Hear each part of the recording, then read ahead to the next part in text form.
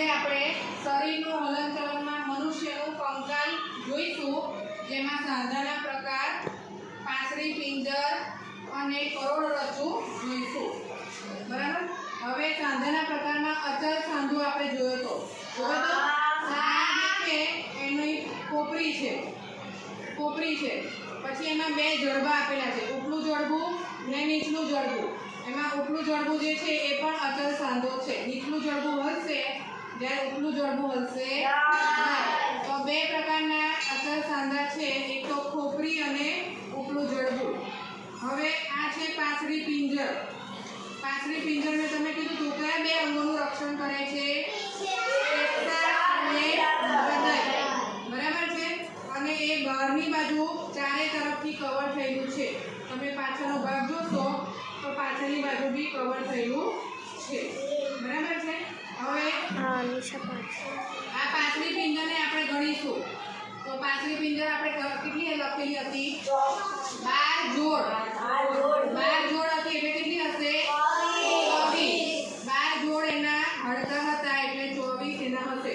1 2 3 4 5 6 7 8 9 10 11 અને 12. બરાબર છે.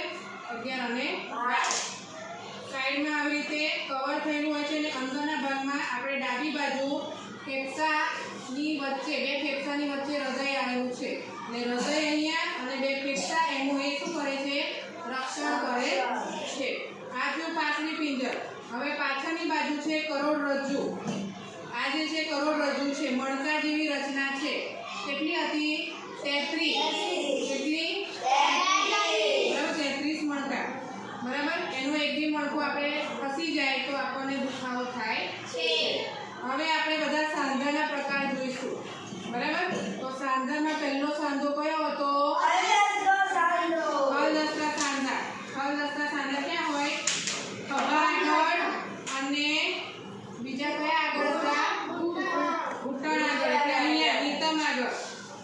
અહીંયા આ ભાગમાં અને આ ભાગમાં અને બે હાથ જ્યાં જોઈન્ટ થશે અને બે પગ જ્યાં જોઈન્ટ થશે તે જગ્યાએ હલદસ્તા સાંધા હશે. એટલે અહીંયા અને અહીંયા.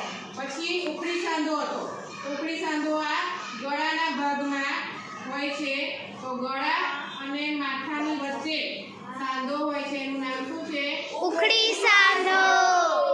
ત્રીજા નંબરનો કયો સાંધો હતો? અચલ સાંધો.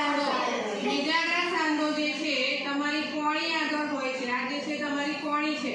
કોણીથી તમારે આવી રીતે હલનચલન થઈ શકે છે. બરાબર. અત્યારે આ મેં સ્ક્રૂ થોડાક ઢીલા રાખ્યા છે, પછી ફીટ કરીને કરશું. એવી રીતે બીજો જે બીજાગ્રા સાંધો છે તમારા ઘૂંટણ આગળ હોય છે, જેને લીધે તમે બીજાગ્રા જેવું કરી શકો છો. રીતે હલનચલન થઈ શકે. બરાબર. ત્યાર પછીનો કયો સાંધો હતો? અચલ સાંધો. અચલ સાંધો આપણા ખોપરીમાં અને ઉપલા જડબામાં હોય છે. ઉપલા જડબામાં એટલે ઉપરનો ભાગ. નીચેનો જે ભાગ છે એ હલનચલન થઈ ઉપરનો ભાગ હલનચલન થઈ શકશે નહીં.